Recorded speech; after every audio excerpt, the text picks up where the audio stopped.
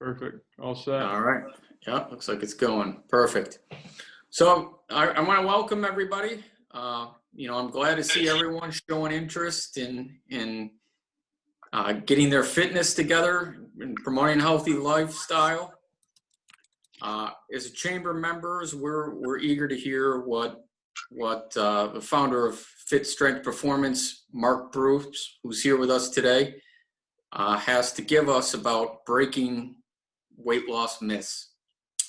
So before we get into that, I do want to mention to keep your eyes on our event page for our second quarter annual membership meeting.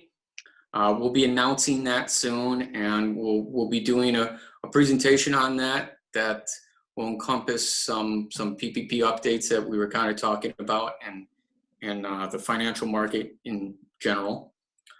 Also want to mention our March newsletter just went out, and it's never too early to get your ducks in the row to submit any news that you might have about your business, any options you have for how you're operating now.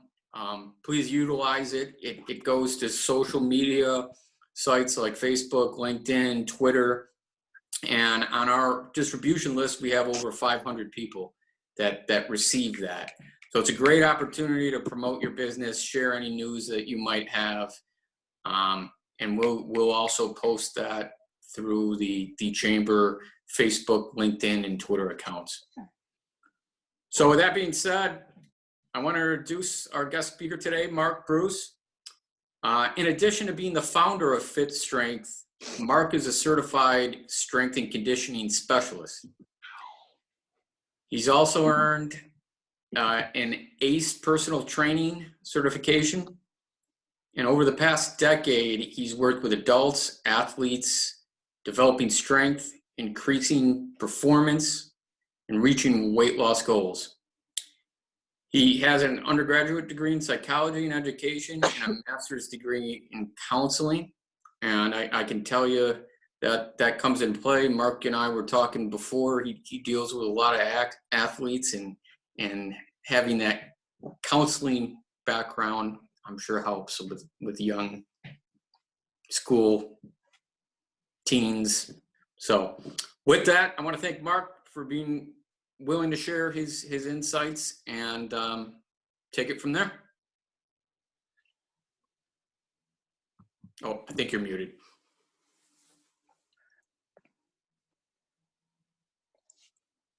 Oh, Mark, are you there? I think you're on mute.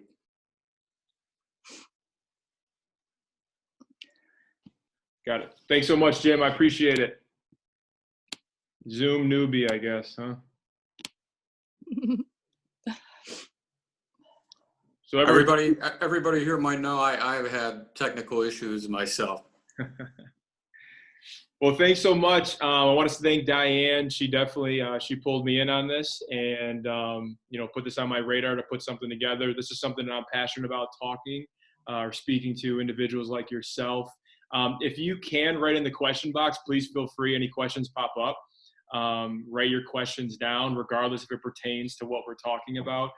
As I want this to be an open forum, a Q&A. I do have some space at the end where hopefully we can have some good dialect and conversations back and forth.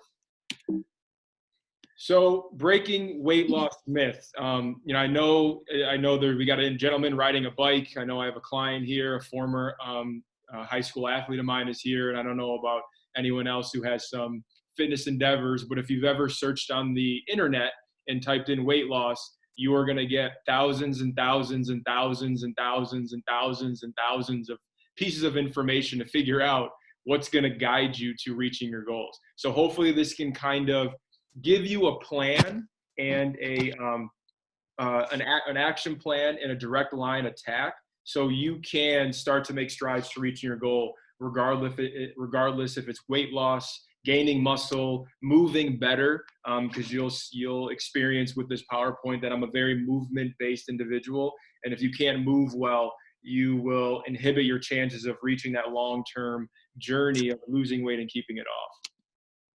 So the overview, I'll give you a quick overview of, Fit Strength Performance. I have a short client testimonial from a long-term client, Erica. I have some health-related facts that hopefully can heighten your awareness of some of the seriousness that's out there, especially with COVID. I have 5 myths that I want to kind of hack and help educate and instill some understanding so you guys can feel empowered and take action, regardless if you want to experience a session at Fit Strength. At the end, I have a short action plan list to help you kind of narrow down your approach of reaching your goals. And then, like I said, I want to open up the forum for questions. So Fit Strength Performance. So I started back in 2016. I'm a former collegiate athlete. I started 4 years at Hobart and William Smith College. There is a picture. I did not put a picture, but growing up, I was an overweight kid. My idea of athletics was running up to my bedroom and hiding my jersey so I could avoid going to practice. That was my ideal of moving. I was always the right fielder. I was always the goalie because it allowed me to sit down and play with the dandelions versus actually playing the sport. So that was my idea of athleticism. But then, I was able to, find some interpersonal strength and belief that if I wanted to lose weight, I had to take it in my own control and, just eat when I was hungry and do a little bit of movement. So when I was in 6th grade going into 7th, I was able to lose 30 pounds. And that really allowed me to experience life for what I believe it to be today, which instills moving, enjoying the outdoors, and, spending time with your loved ones and not, on a screen, even though we're all on a screen right now. At Fit Strength, our mission is to help clients reach their performance and fitness goals by prescribing the right movements and methods, because there are a lot of them. And then obviously helping them stay motivated to be consistent. If you're consistent, you will reach your goal regardless of the approach you take. And then we also want to educate all of you after every session, during sessions, and even, throughout your entire life, so you understand what's new in the fitness world, what's new with nutrition, and how you can stay inspired to continue the journey. The top right is what the gym looks like. The bottom right is my former washed up now, but that's my former athletic being right there. The bottom left is a couple of athletes and adults that I've been able to work with. So it's been a fun ride thus far. So here's a picture of kind of where I've been and where I'm at now. So the top right, these pictures aren't to kind of, boast and say, oh, look at 6-pack, look at the body. This is kind of identify that to the top left, this is where I was. I was an overweight kid. And then to the right, this is where I thought I needed to be. We have, I did bodybuilding. And what you don't realize, if you want to ever look like that, the route you have to take kind of isolates yourself into the world. You have to do things where you don't get to socialize. You don't get to go out to dinner with your friends. You don't get to do some of the things that life is worth doing. And it took me a while. And the woman in the center is one of the main reasons why I stopped that bodybuilding kind of dream, because, I remember my first date with my wife, it was for Valentine's, and she was eating a beautiful, unhealthy cheeseburger. We had dessert, and I sat there with iceberg lettuce and water. I don't know why she married me. We have this beautiful son. However, looking back at that, that really isn't the route to take, because you could have that physique that you want. However, if your mindset isn't where it needs to be, it's not worth it and it's not fun. So this is just kind of the journey, because in the center is where I want to be. The pictures on the outskirt, that's where I thought I needed to be, but it really wasn't. It didn't really allow me to pursue the dreams of helping others. It was a selfish, narcissistic approach of kind of finding this look that I thought others would find appealing. So here is Erica, a quick testimonial from her. Some serenity in my life. So this is a little bit about what her experience. Coming to the gym was a space for which anxiety lifted away for at least an hour. And there were some weeks where coming to the gym, that was the only time I got some serenity in that time. So mentally, that's where I was. I was not in a good place. Physically, I didn't really care. And that was hard that I didn't care. And I had people telling me, you're so young, you know, it's okay because you're young. And I was like, I wonder what's going to happen when that's no longer applicable. Like, when do you stop being young and it being okay to do certain things? So I just started a routine, and I get very driven by a routine, and I just kept showing up, and that yielded some results. So that's Erica. Erica's been with me for a long time, and we had a great conversation during this testimonial. Some things that she really said is, the gym was an escape, but it also allowed her to relieve some anxiety and just feel better. Erica has been with me for going on, I think it's been 5 years now. Me with transitions of being at different gyms, we kind of took a break because of this, the distance. But that's the key at Fit Strength. We want to build relationships that are long lasting. And if your pursuit is to come into the gym to lose weight and to get stronger, 100%, we want to tackle your goal. However, there's more to it, and we don't really experience that until maybe we reach that goal, but also just having good relationships and a good connection to the gym. Because some people are really anxious about the environment. Some people are scared. Some people think, I have to stay in my one room and lift my one set of dumbbells because I don't know what else to do. And at Fit Strength, it doesn't matter if you're a 10-year-old athlete or if you're 55 years old trying to, kind of get rid of the aches and pains. We want to make sure that environment isn't anxious, you're not scared, and you feel comfortable in your own skin, so you can make this a lifestyle. Because it's the journey versus, the end of the race. All right, so consistency. Like I said before, you need to be consistent. And all of these individuals and athletes were consistent, and they saw results. Bottom left, one of my former athletes, I think he's up to about 30 pounds from his senior year of college or high school. The top individual, Steven, him and his wife lost a total of about 65 pounds in pursuit of their wedding. And the number one reason, we did exercises we probably shouldn't have done. But at the end of the day, this was when I was very new to training, but they were consistent. The young man going to Penn State to play volleyball, Mitch, he gained 30 pounds in 6 months because he was consistent. He trained 2 to 3 times a week for 6 straight months during COVID and put on 30 pounds. Mind you, 2 months of it was in his garage using one barbell. So again, the pursuit is anywhere. And then my young stallion to the right, he's been with me for 5 years and doing things that are exceptional that most kids his age can't even think about doing. So for all of you out there, if you're consistent, that's what it's going to take. Be consistent. All right, fun fact. 1 in 5 U.S. adults experience mental health illness. That's a real fact. I'm a middle school counselor. I see it every day. Kids are struggling. Adults are struggling. So we got to find ways to, just feel a little bit better about ourselves and our own skin. And, you may not be able to change your life right now, but you could do things that could alter how you're feeling. 17% of youth experience a mental health disorder. Again, that's a pretty big number.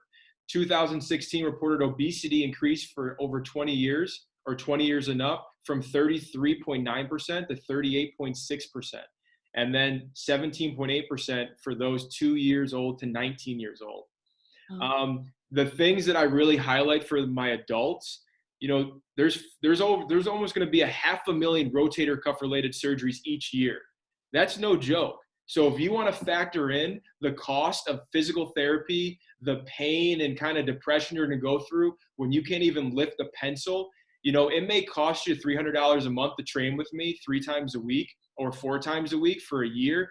Imagine what it's going to cost if you have to go through a 12-month rotator cuff repair surgery where you can only lift a pencil, where you can only move a resistance band, where you can't really do much because of the pain is so aggressive. And that could all be changed by doing the right exercises a couple times a week in the weight room. And it doesn't matter, I got my man Charlie on here who's young. It doesn't matter if you're 18 or if you're 65. This is real life. So if you want to prevent this, a few movements in the weight room can really change that, as well as your diet.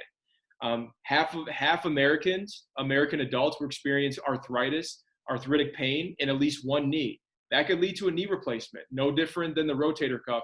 I don't think any of us want to go through that. And it's unfortunate, when I looked up all this information on the internet, I get a lot of negatives, and then the one positive, increase in physical activity since 2010, it went from 18% to 24%. So again, from a standpoint, I found 1 positive, and then I found 5 negatives real quick. And we're still 86% or 76% of adults are not meeting the requirement. So it's almost 6 out of the 8 people that are here right now, or 7, or 5 out of the 8 are not meeting the requirements. And we know the risk to that. So let's get to the meat and potatoes. High reps. So myth 1, high reps, low intensity. Myth 2, lifting weights will make you bulky. Myth 3, this is aggressive, but again, I ran with it. Die or diet. Because right now, everyone thinks that if you don't diet, oh no, you're not gonna lose your weight. If you don't do keto, if you don't do intermittent fasting, if you don't do plant-based, if you don't do vegetarian or vegan, the big picture is there's a very holistic, whole way of doing a diet that doesn't have to be an extreme measure of bodybuilding, or going vegan. I love meat. I won't give it up. But again, I will be somewhat conscious about how much meat I do eat a day, because there are adverse effects. The last one will be, do you need to take supplements? So here's some of the questions I consistently get. How much should I be eating? High reps is the best for weight. Is high reps the best for weight loss? Will lifting heavy weights get me bulky? Why am I not losing weight? Where should I start? What supplements should I take? And the one I love the most, can you fix me? That's always that's a fan favorite that, I don't really speak my mind when I get that question. So myth 1, high reps, low intensity. So I want to define what intensity means. Some people will confuse that doing 10, 15, 20 reps of an exercise, because it's hard, it's going to be an intense movement.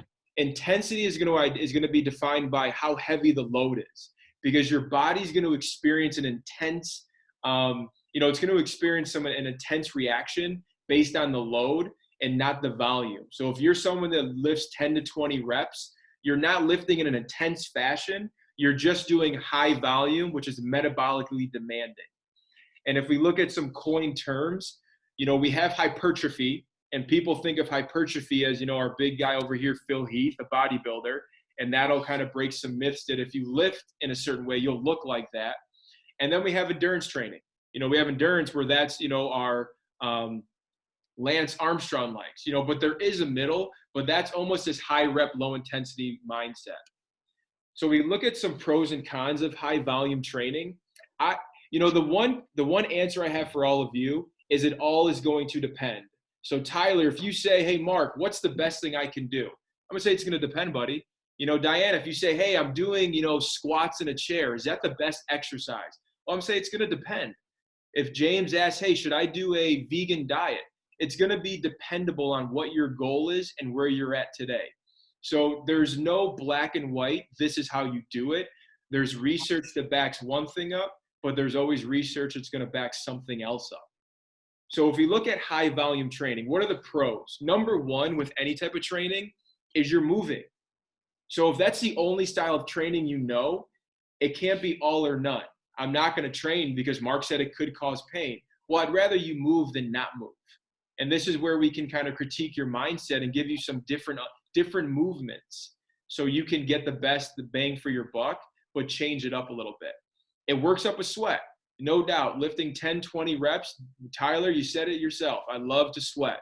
So at the end of the day, if that's going to help you feel good psychologically, that's way better than, well, I'm not going to lift because Mark said I should lift heavy. No, psychologically, you need to move.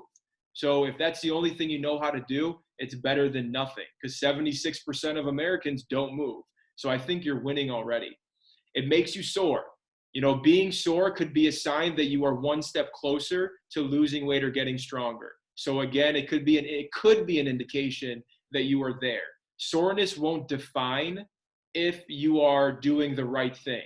I have athletes and adults leaving my gym all the time, and Jenny can even attest. When she comes back, I'll ask, hey, are you sore? No, that doesn't mean you had a bad workout. Doesn't mean you had a good workout. There's a lot of other factors to take into account. And then high volume training can be very effective for people starting out.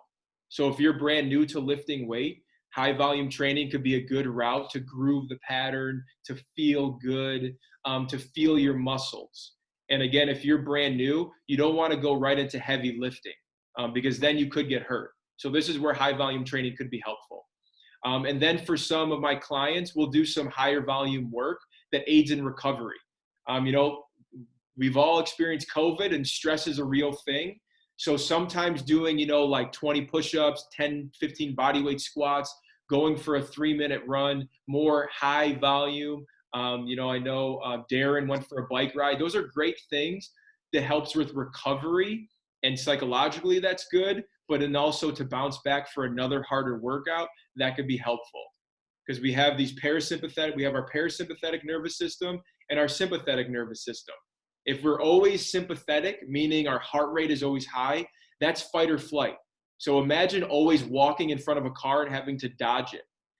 So for those of you that are unsure if is my heart rate good? Take your heart rate. If it's like 75, 80 beats or higher when you're sitting down, that's like always going for a jog. That means when something really stressful comes your way, like a heavy weight or something stressful in your life, Diane, we're from Fairport. Hey, rest in peace, Angels. That is stressful no matter what when you think about it. So again, if you bring your heart rate down a little bit, that can help through the tough times. That can help cope through whatever stresses you got going on. So this is where high volume training can be beneficial. We have a question in the chat box that Yeah. really relates to this. Maybe you'd want to answer right now. It's from Bob, and he said sometimes he worries he's doing too much cardio. Yep. So many Zoom meetings, as you can tell, he's biking. Yeah. Is it possible I'm getting negative returns and should be doing less? Yep, Bob, I'm going to answer that at the end. I have an extra myth that's going to identify. So the term I'm going to use, so put it in the back of your head, is called supercompensation. And we'll talk about it at the end. And we're going to touch on it a little bit right now. So some kinds of high volume training. So if you do high volume training and you have poor movement qualities, or you have arthritic knees or bad ankles or a bad back, the high volume training could be detrimental to those tendons. Because we know the best way to heal a tendon are isometrics. So if you're doing a lot of squats, like a 2-second tempo down, 1 to 2 seconds up over and over and over and over again, it's like taking a rubber band in a knife and just slowly slitting it every time. And then eventually, right, it's going to break because those little slits break it. So those are some negatives of high volume training. If you have a bad knee and you always squat, that's going to cause more issues than benefits. Your body's going to adapt to the lower weight. So over time, you're not going to get the results that you want. So Bob, for you, if you're always biking and you notice you're not losing weight and you're not feeling as if you're getting any results, that just means your body's it's not recovering and it's not adapting. Because we have this principle called the SAID principle, specific adaptation to an imposed demand. So we work out for a specific adaptation. Then we want to adapt, meaning the result, and then we want to impose, that demand. But if you don't get an adaptation, then that specific action you took is not working. So that's when I can say, Bob, maybe you have to do interval training on the bike. So 30 seconds hard, 3 minutes off. Because if you don't like to lift weights, then you don't have to lift weights. But you do need to change up what you're doing. Mm-hmm. And then next, you have metabolic damage. So the more volume you lift with your weights, the sore you're going to be. So this goes back to the positive. The more sore you are, that's when you start looking like Phil Heath and you can't straighten your arms out. That's when you can't scratch your back. That's when we get rotator cuff injuries. So if you're doing 100 push-ups a day, that's a lot of volume. And especially if you're more kyphotic, meaning rounded shoulders, that's not going to help with posture because you're causing so much stress. Your muscles get tighter and tighter and tighter. And that leads to extreme soreness, tighter muscles, poor movement. So those are some cons of high volume training. So myth 2 is lifting heavy bad. To me, not at all. The science says not at all. But again, it's going to depend on the individual. So when we think of lifting heavy, this is what we think about. we think of this son of a gun right here lifting 1,000 pounds. I promise you, any of you guys come to my gym, you'll never do that. That's not lifting heavy. That's someone who his goal was to do that. So you're not going to look like that. You're not even going to get like that because that takes a whole different world. And then we sometimes think lifting heavy is bad because this son of a gun did this. That's just, I mean, come on. That's just not good. So this is what poor lifting could do. And then we have lifting is something like this. You know, there's a big wave of Bosu ball training. Single leg squat on the Bosu ball. I'm trying to speed this Can up. be done with or without weight. So this is, I'm sorry. So this is a single leg squat on a Bosu ball. I can't get to it. However, with this movement, people will think that it's going to strengthen my legs and help with balance. No one ever experiences life on a Bosu ball. So how is that going to help you balance on concrete? You don't ever go on a Bosu ball. So that's going to be that specific adaptation where you're going to get better at balancing on a Bosu ball, but you're not going to get stronger because you're trying to equate strength with being on the earth, and the earth isn't a Bosu ball. So these are the misconceptions of what strength training is, because this could be detrimental to someone that doesn't have stability of the knee. Because if you're not strong around the knee and you try to do a squat on a Bosu ball, you're going to shake. You know, like those little shake weights, you're going to look like that. So these are some of the misconceptions that cause us to believe that lifting heavy or lifting is not good because they see things that look scary. And then this is what we equivalent lifting with. Bodybuilders. This is a fitness physique. This is what I did in order to look like I did. If you're fearful, if you lift like a bodybuilder, you're going to look like that. In order to achieve that goal, you have to lift 6 times a week. You have to do 2 to 4 times a week of cardio for 30 minutes to 60 minutes. Your workouts have to be 60 to 90 minutes. Diane, you tell me, do you have an extra 90 minutes a day to do all this? I don't have 30. 6 to 8 meals a day. Macro counting to get an image. 6 days a week of perfect meal planning, like 30 grams of protein, like meeting everything to a T. And you get 1 day with 1 cheat meal. That's what it takes to look like a bodybuilder. So when you fear that I don't want to look like all muscular, this is what you have to do to get that. And now we got power lifters, no different. 4 times a week, 2 to 4 weeks of recovery and conditioning. Lifting to be a power lifter, you're lifting 90 plus minutes because you need to rest about 6 minutes in between every set. And then you're only focusing on main lifts. The only benefit is you get to eat like a knucklehead, and because at the end of the day, you just want to be big. And this is most of my population at Fit Strength. You know, we got people that look in all different ways, but at the end of the day, you know, we're just moving. We're moving 2 to 4 times a week, you know, or we recommend moving 10 to 30 minutes for 60-minute sessions. We're going total body lifts. We're doing 80-20 with nutrition. Enjoy the weekend. Enjoy your family. And we're consciously eating. So those are the big difference in the extremes that people will associate with, oh, if I lift weights, I look like a bodybuilder. Oh, I don't want to lift like a power lifter. This is what my avenue looks like on the right. So qualities of resistance training, you know, the number one, we got movement quality, aerobic capacity, hypertrophy, strength, and power. These are all the different facets of resistance training. So when you come into my facility, we're going to target something. You know, we're going to make sure that we're going to provide you with the best quality of training based on the reps and sets to help. So like I said, I'm a big stickler about movement quality. So when we talk about resistance training, we need to move well first. So Bob, who talked about being on the bike and not getting the results, the question is, how does your squat work or squat look? Because if you improve your squat, you're going to improve your performance on your bike. You're going to get closer to losing weight, you know, because you need to feel good when you move, and then you can pursue trying to lose weight and feel better. Because if you look, honestly, my movement is not great because I was a basketball player. So if you look like any of these images, you got a lot of work to do. We need ankle mobility. We need to flex at the knees. We need to flex at the hip. We need our arms to be straight. If we look like the right, this is the first indicator that you're going to have some low back pain. And it's not when you lift weight. It's every time you get up from the chair. If you get up from the chair every time like you see on the right, you're going to be closer to injuring that low back because your back is doing all the work to take the momentum of your upper body to get straight up. And then we have the knees going in. So these are all things that we try to look at when you train at Fit Strength. And for you, if you're trying to begin a strength training program, you want to make sure that you understand how should your body move in space with just weight.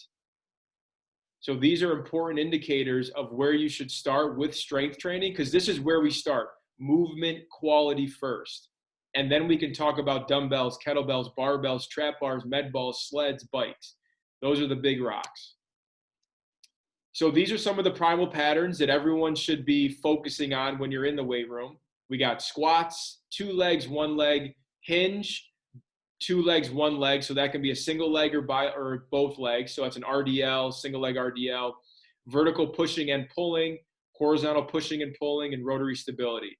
And I have videos to kind of demonstrate what I'm talking about. I'll get to those videos in a little bit. So science behind resistance training. I won't go too in detail, but when we look at resistance training, it all derived from the story of Milo. I don't know if anyone is familiar with that story, but again, it stresses the progressive overload aspect. So Milo started out lifting a small calf. You know, think of a cat. He lifted it every day until that calf got bigger. And then he lifted that calf every day. And as the calf grew bigger, Milo grew stronger because he lifted the calf every single day. As the calf progressively increased weight, Milo progressively increased strength. So that's how we progress in the weight room. Charlie can attest on this feed that when you walk into my weight room, you do not max out day one. Because if you max out day one, where do you go from there? Right. How do you recover? If you crush yourself on Monday and you can't walk or raise your arm, how do you work out Tuesday? How do you work out Wednesday? How do you work out Thursday? How do you hang out with your family? So it's these small increases every day, every week to help you see the results. And those are some of the big pieces that we missed. Because when we look at the 2 basic responses of training, it's functional first. So can you move well? Can you get up on 1 knee? Can you do a split squat? Can you reach your arm overhead without arching at your low back? And then we have a hypertrophic response. So that means any type of lifting you do, you're going to start moving better and you're going to start to see increase in muscle size, despite lifting for 2 reps or 12 reps. It's just a question of what's better for you in that moment. And the big reasons why I love strength training for adults and young athletes are these 4 words right here: intramuscular coordination, intermuscular coordination, facilitatory inhibitory reflexive response, and motor learning. What that means is when I grab something, my body can hold that and stabilize. So if you guys get your groceries, when you lift weights, you're teaching your body how to grab those heavy groceries and use the muscles in your body versus the joints and tendons to maintain a good position so you don't hurt yourself. So for those of you who say like, Mark, I don't ever need to lift weights, what do I do? That elicits lifting weights. How many of you guys have hurt your back because you were shoveling this winter? You tweaked your low back. How many of you guys lifted up groceries and you're like, oh, that felt weird? Well, yeah, you lifted up a load. So when you strength train in a controlled setting, you develop intramuscular coordination, meaning the stabilizers in your rotator cuff, they're strong and stable. So when you lift something overhead, you don't compensate. There's a metaphor out there. When you spill water on a sidewalk, it finds the cracks. So when you lift something overhead, you succeed. But it could mean that you hurt your back. It could mean that you overdid your patella tendon versus using your quad muscles. And then one of the main reasons why losing weight happens when you lift weight is because it stresses your endocrine system. And that's hormonal release. You lose weight not because of the effort you put out into your workout. You lost weight because you elicited hormonal responses in your body. And that is testosterone and growth hormone. So men, I have a lot of wives and girls that tell me all the time, I hate my husband. I hate my boyfriend. They work out for 30 days and they lost 30 pounds. Well, we have testosterone. So again, it's a little easier for us to kind of shape ourselves because we have testosterone. But women can produce small amounts of testosterone to see the muscular size. And if you can enhance your muscle, number one, yes, you could gain more weight, but again, you burn more calories. So you burn fat. So now when we look at growth hormone, when we look at insulin growth factor, those hormones are all increased, and that can help regulate the metabolism of fat, protein, and glucose. So if we can break down fat to use for energy, guess what? Fat is going to leave your body. There's more to it, but that is the science behind lifting weight. And also when you lift weight, your cells grow. If our cells grow, guess what? Tendons can heal, our skin can get better, our hair can get better, our aging can be slowed down because we have a lot of cells. Our cells are healthy. Your body wants to, experience stress and exercise. And then, so here are a couple of studies. So 18-month study, 250 adults in their 60s, so this will equate to people that are younger, who are overweight. They restricted some calories. They did some resistance training on weight machines. This is not a conversation if weight machines are good or bad. Like I said, moving's moving. They resulted in less muscle loss and significant fat loss. So if you're controlling your calories and you're strength training, science says you'll lose weight. You didn't do a keto diet. You don't have to spend $400 a month on a personal trainer. You can spend $60 at the Y. You can download MyFitnessPal, and you can be on your way in 3 months to lose 12 pounds. So this science kind of says it. I know that's not in my favor at Fit Strength because that means that you're not going to come to the gym, but hey, at least you're one step closer. This next one, high intensity training, 3 to 5 rep max versus low resistance training program, utilizing long rest periods. This was more advantageous to losing weight and seeing more muscle growth and strength gains. And we know if your muscle mass increase and you get stronger, injury reduction, moving better, burning more calories when you walk, that's going to elicit weight loss. So again, we have 2 good studies that identify if you're lifting heavier loads and strength training, you're better off at feeling better, losing weight. Win-win. So some of the big takeaways when it comes to lifting weights, this is how I organize my programming. Because I see a lot of individuals in the weight room, they just go right to the bench press. They go right to the squat rack. They don't do anything before. So if you notice where it says resistance, that's where we begin strength training. So there's restore, release, readiness. This is supposed to be reaction. I don't know where I got resection from. That's not a real word. Reaction is the word I'm looking for. So you notice there's a process to get to the strength training. You got to earn that. And this is how you can prevent rotator cuff injury or knee pain. Or if you go right to the strength training, you can injure yourself. And again, for anyone that wants more details on that, I'm always open to have that conversation. So here are some of the things we do at Fit Strength. We got tempo squats, heels elevated for good knee flexion. Nice. Slower on the way. And that's Jenny in the background. There you go. Oh, Miss Jenny, show them what you're doing. Here's a strong, this is a weight, this is a barbell movement. But we have modifications so you feel good. Lifting heavy. And now we have, some modifications for some, different movements we'll do with some young athletes. Push that knee forward. And here's your overhead press that we'll do at the gym, some basic movements. Again, if you have shoulder injuries, we make modifications so you feel good. And I'm going to skip a couple slides so I can get to our nutrition so we can get everything in. All right, so the next one, diet or die. So this is aggressive, but again, I think it's legit. So food is fuel, food is not therapy. So those are 2 different things. You need food to survive. So whether you eat to live or live to eat, and food should not be your route to therapy. You know, we've done there, but we've been there, done that, but that shouldn't be the route of eating food. Here are the big rocks. These are the 4 things I identify with all my clients: basal metabolic rate, energy expenditure, awareness, and goal.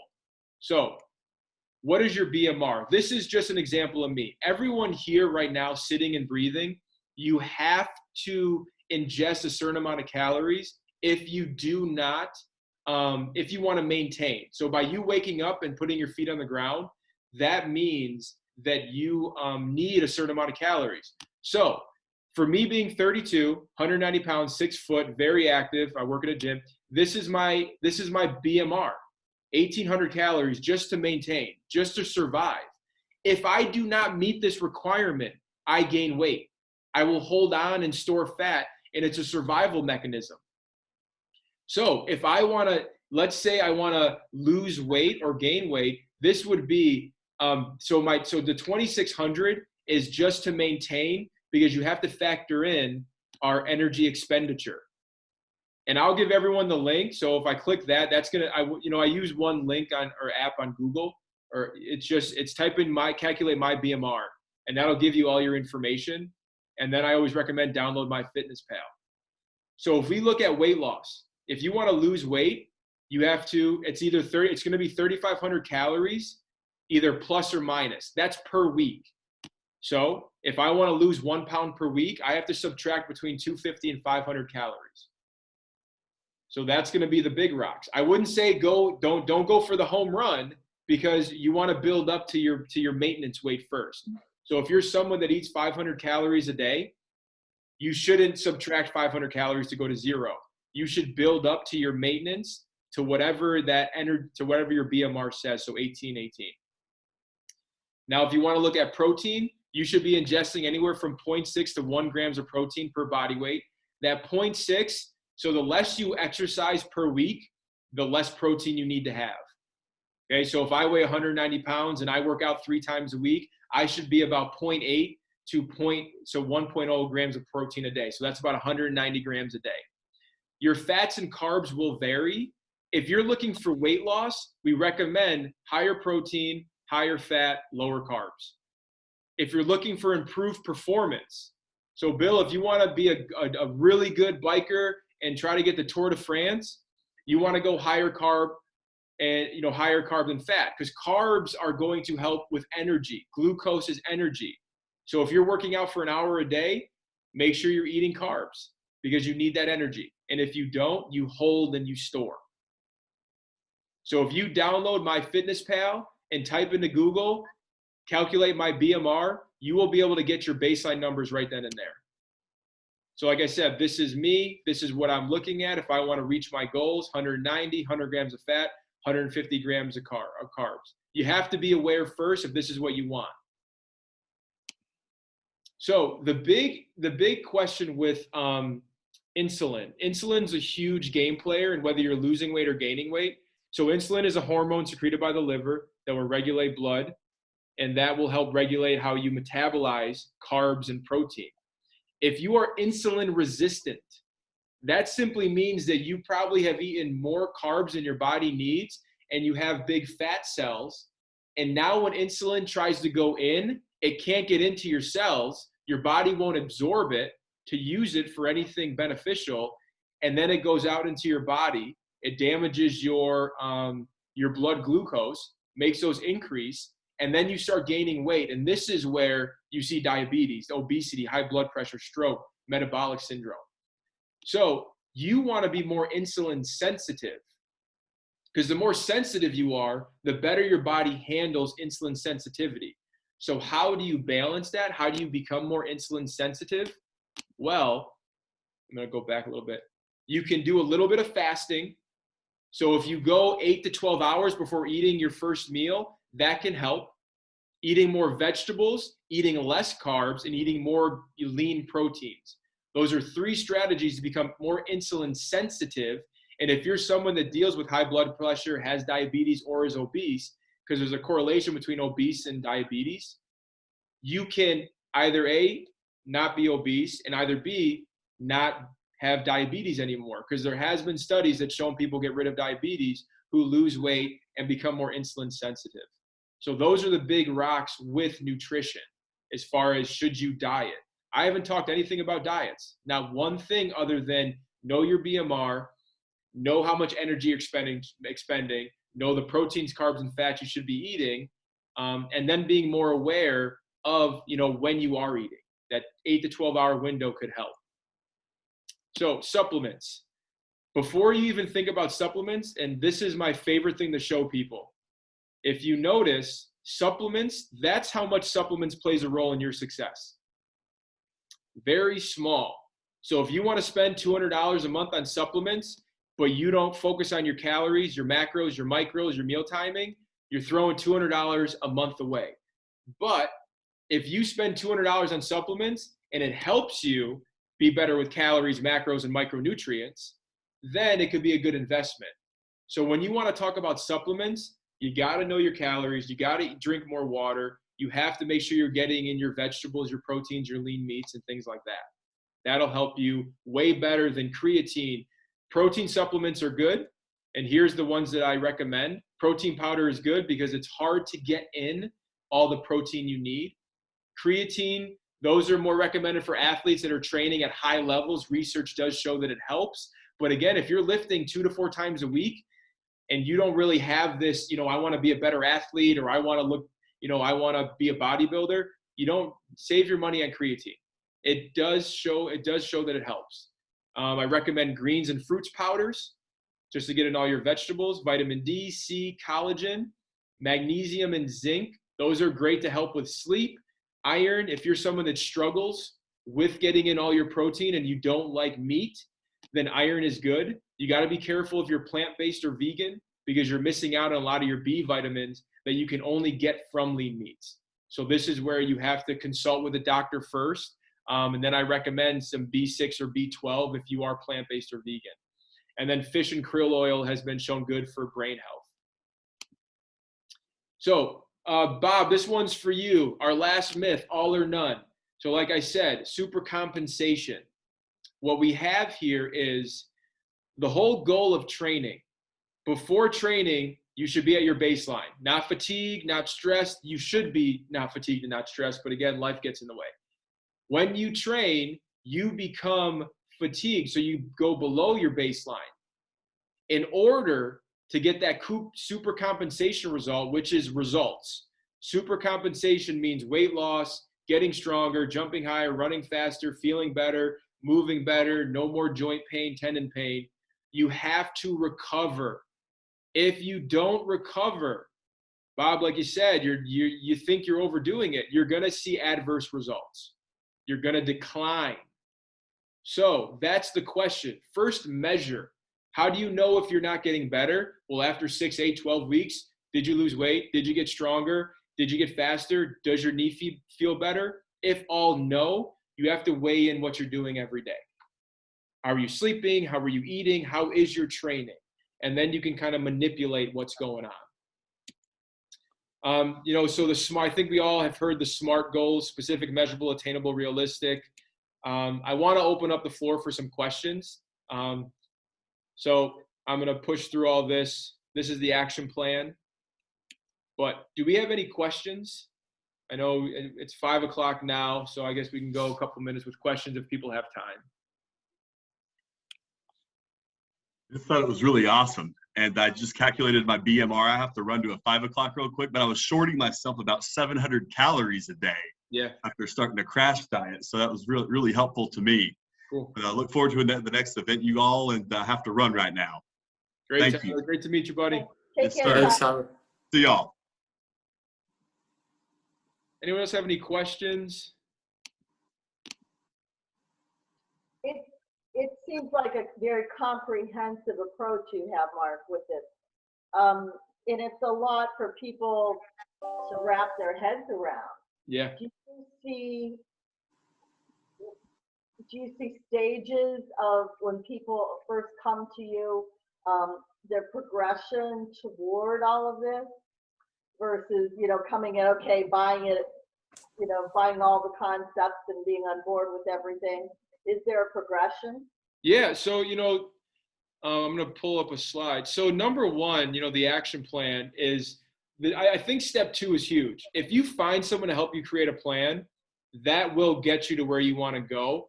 Because at the end of the day, you know, I'm not going to say I'm an expert yet, but again, I've been doing this for quite some time.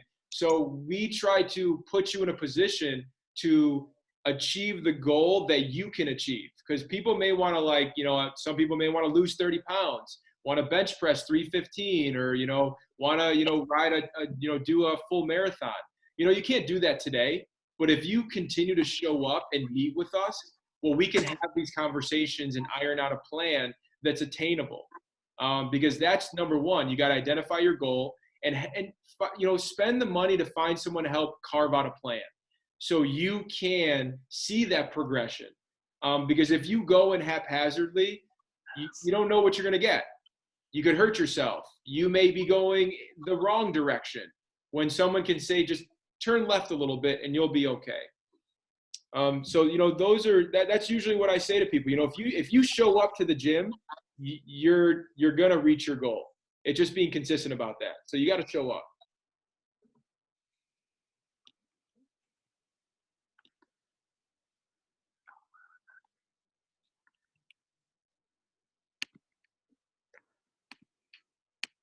Any other questions for anyone? I'm going to share my screen. I appreciate your time. Bob, Anybody else? I calculated my BMR as well.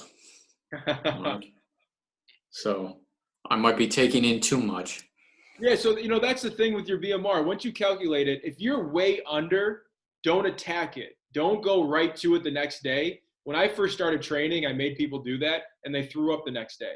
So it's progression. No, so it's like, it's having, you know, go buy a protein shake. Do what you do and buy a protein shake, because that's 250 calories right there. So you could do that, and that's a good direction. So it is leveled. It's not trying to go from 1,000 to 3,000. So it sounds like your system involves a lot of coaching as well as the technique. Yep, absolutely, 100%. You know, it's, you know, some people are coming to the gym for just communication and interaction, and some people are coming to the gym because they want someone to coach them so they feel comfortable doing the movement. So if they ever do them on their own, they're confident, and that's what we always try to instill them with. Yep. So Bob, what do you think? Do you think all your Zoom biking is going in the wrong direction, or what do you think? Probably. I mean, my legs are solid, but like you were saying earlier, muscles are getting really tight. I find, you know, I have to do a lot more stretching to keep from cramping up with them. Yep. Yeah. So it's you know, there's I know Darren answered a question too, so I'm going to try to loop in with this lower back. Any tips for helping with that? Just got a 6-week PT and felt really good for a few days, and now I'm back in pain. So the things you got to remember with everything is, when we get hurt and we feel tight, you know, we kind of just want to stop moving. You know, oh, my back hurts, so I don't want to do anything. But part of the recovery process, and Darren, I'm sure your physical therapist told you this, you know, blood flow elicits, you know, the healing process. So if you have back pain and you stop moving, you're not eliciting blood flow to the damaged site. So it simply is going to be a little bit of, you know, learning how to do a hip hinge, strengthening the hamstrings and the core, because PT is great at getting you to baseline. But once you go to baseline, guess what, Darren? They say, see you later. And then you're in this progressive overload stage of, well, I hurt my back shoveling, and I'm supposed to go to PT, be done, then go to shoveling. How am I going to work on those skills so I don't do that again? And this is where I'm sure your physical therapist said, go do a strength training program. But then it's like, well, what kind of strength training program? What kind of exercises? And then same thing with you, Bob. It's like, my legs are tight. What should I stretch statically, dynamically? Should I do some lifting? So it's always a combination of everything. So those, you know, I hope I kind of intertwined both answers to that question. But, you know, Darren, for you, do bridges, planks, bird dogs, learn how to do a hip hinge. So whether it's body weight or if it's with a kettlebell, strengthening your hamstring will prevent your low back from doing the work and get your glutes and hamstrings to do the work, because your lumbar is supposed to be stable and not a mobile joint, even though it can bend, but it's not supposed to. So this is where we learn how to bend. We do triple extension, ankle, knee, hip.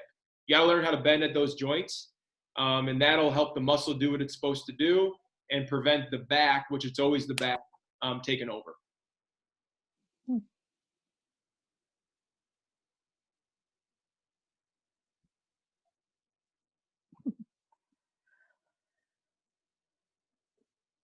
Any last questions? I think you bring a good point up too, Mark. It's you know, you hear it like I hear a lot about flexibility and stretching, but without, you know, that doesn't just mean static stretching. You know, that could, there could be a whole lot of factors when trying to really build on that, including you know, weight and using weights and doing different types of stretching activities for that flexibility. So I you know, there's so much information out there that I really, you know, my takeaway out of this is that really, depending on your type, your body type, and what you're looking for the goals, going into it blindly without a plan is probably contributes to most people starting something and then failing it because they don't see the results. 100%. That's what I tell all my clients. You need a plan. You need a plan. And even if it's the worst program in the world, but you have a plan, it's going to be the best for you because you have a plan and you're going to attack it every day, every week. If it's 2 days, 3 days. So I think you nailed it on the head. If you have a plan and you're consistent, you'll feel better. And it's got to culminate everything. You know, stretching will be good for tight muscles, but again, tendons gain strength through isometrics and load. Tendons get stronger if you provide a load to it. Tight muscles get looser if you provide a static stretch to it. But if you get too stretchy, so that's why yoga, those that like yoga need to strength train. Those that like strength training need to do yoga because they're only doing one thing the human body can do. You know, so for Bob, if you're riding a bike a lot, 1 day of strength training will probably loosen your legs up. You know, upper body strength will probably help you get better posture to lessen some of the blow in your low back. So it's always a combination of everything, but having a plan is super helpful.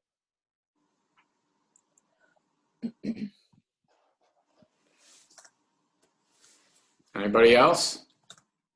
And forgive me for my son crying. He really wants to come up here. Oh, let's see him. Yeah. Yeah. He's getting ready for dinner. I don't hear any crying, Mark. That's not crying. Does he have a plan? Does he have a plan? He has every plan. Yeah, he has all the plans. His plans are our plans.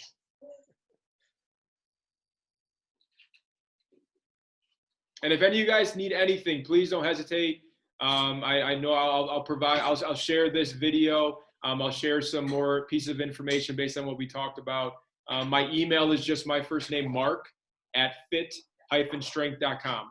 Any questions? All of you that joined, you're more than welcome for a free session at the gym.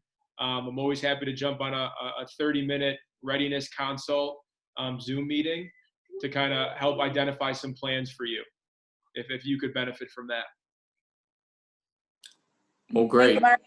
Yes, thank you, Mark, and thanks for everybody for attending. You know, we look forward to seeing you at the next Zoom event, and please always feel free to share our Zoom links with any contacts that you think will benefit from it. So it's a great time to share with others something that might benefit them. So, and if anybody has any topics that they want to see, please let one of us know, and we'll try to add that to our meetings going forward. So with that, thank you, everybody. And Mark, we you know, as long as you would like us to, we will share this video and this presentation through all of our social media and our website channels. Yes, Thanks thank you, so much, Mark. guys. Great to see you, Thank you. Diane. Very informative. Everyone else, great to meet you. Good to see everybody. Thank you. See ya. Hope to see you again soon. Say hi. Say bye. Say bye. There he is. Hi, buddy.